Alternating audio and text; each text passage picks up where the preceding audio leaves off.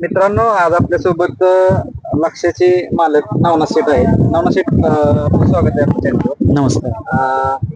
आज खऱ्या अर्थानं लिंकचं मैदान पार पडतंय, पण अटीतटीचे सामने होत राहतात. होय. निकाल आपल्या बाजूला लागला नाही तरी पण तुमच्या चेहऱ्यावर समाधान आहे, कारण आपण नंदी पळतोय, काही प्रॉब्लेम येत नाही. नाही, हे बैलगाडी क्षेत्र असं आहे की दररोज एक नवीन दिवस आहे आणि त्या दिवसात शिकाय मिळतंय. आज आपल्याला शिकाय मिळतंय की पैर चांगलं होणं गरजेचं आहे.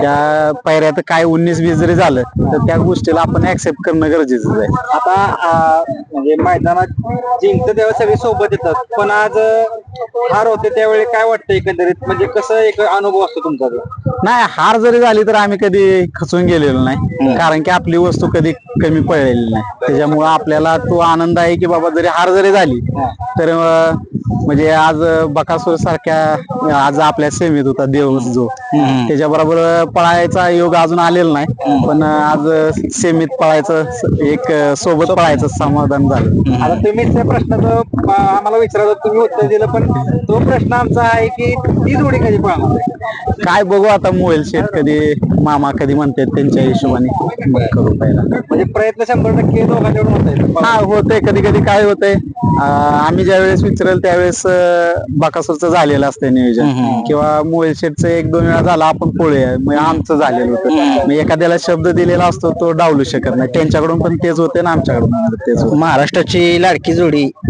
पुशेगावची 1 नंबरची सचिन लक्षा वारुंजे मैदानामध्ये एकत्र पळाली. काय सांगाल, योग जुळून आला? योग जुळून आला म्हणजे तुमच्या सगळ्या मित्र मंडळामुळे झालं. तुमचे सगळे युट्यूबर आहेत, देवदत्त आहेत, तुम्ही आहेत, दादा आहेत, सगळ्यांच्या सहकार्यातून कुठंतरी योग जुळून आला. मेन म्हणजे बल्लाळ सरांनी तो योग घडवून आणला. आमच्याकडून काही चुका झाल्या होत्या ते ऍक्सेप्ट करून आम्ही पुढे चाललो. त्या गोष्टीला त्यांना पण बोलून झाल्यानंतर त्यांनी ते गोष्ट योग घडवून आणायचं ठरवलं. मित्रांनो बघा, या बैलगाडा शरीर क्षेत्रामध्ये लक्षाचे मालक सांगतायत की चुका ज्या काही झालेल्या होत्या त्या त्यांनी मान्य केल्या. सचिन बद्दल काय सांगाल? सचिन लक्षा एक महाराष्ट्राची लाडकी जोड आहे, एक पुन्हा एकदा बघायची जोडी. नाही, लवकरच पळवू, त्याचा काही विषय नाही. घरचाच नंदी आहे आपला तो पण. आज म्हटलं आणि गाड्या पण जवळजवळच असतात, त्याचं काय नाही. ते काय लांब राहतात असं काही विषय नाही. दोन्ही बैल आपले घरच्या गतीच आहेत, त्याचा काही विषय. शाहिद विषयी काय सांगाल? शाहिदबाई दिलदार मनाचे माणूस आहेत, त्याच्यामुळे काय सांगायसारखं आहे का? सगळ्यालाच माहित आहे, आमच्यापेक्षा तुम्हाला माहित आहे. पण ही जेव्हा जोडी पळत नव्हती तुम्हाला तर थोडं असं काय वाटत होतं? नाही वाटायचं ना, आम्ही स्वतः फोन करत होतो पळूया, पण ते काय थोडं नाराजगी राहते, थोडे काळ वेळ द्यावं लागतोय. त्या वेळेत मग नंतर घडतंय, चांगलंच होतंय.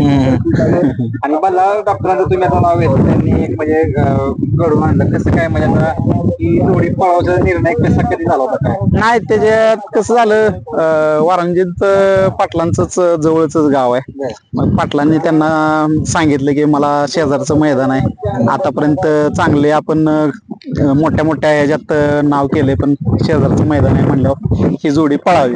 त्या अपेक्षेवर त्यांनी शब्द टाकला. बल्लाळ सरांना योग्य वाटला, त्यांनी ते नियोजन केलं आणि गाडी पळाली. आता परत कधी पळताना पाहिजे? बघूया आता थोडं पुढचं नियोजन बघून, कारण की गटाला वाईस थोडं लागालागी झाली होती. मग त्याचा विचार करून मग पुढचं कसं काय लक्षाच्या पळाबद्दल सांगा. आदत मधला त्याचा पळ सगळ्या महाराष्ट्राला माहित आहे. आता तो जसा दुसरा झालाय तसं जास्त स्पीड वाढतंय, त्याचं काय सांगाल? नाही, आता सुद्धा गाडी चांगलीच पळली. भैया सुद्धा समोर आल्यानंतर म्हणला लक्षा ज्यावेळेस पुसेगावला जसा पळला त्या पद्धतीने पळला, पण नशिबाची साथ नसल्यामुळं आज थोडं हे झालं. पण त्या गोष्टीला आम्ही खचून जात नाही, पुढच्या मैदानाला तयारीला लागलोय. आपलं मागं पुढं तयार करून पुढच्या मैदानात उतरायचं.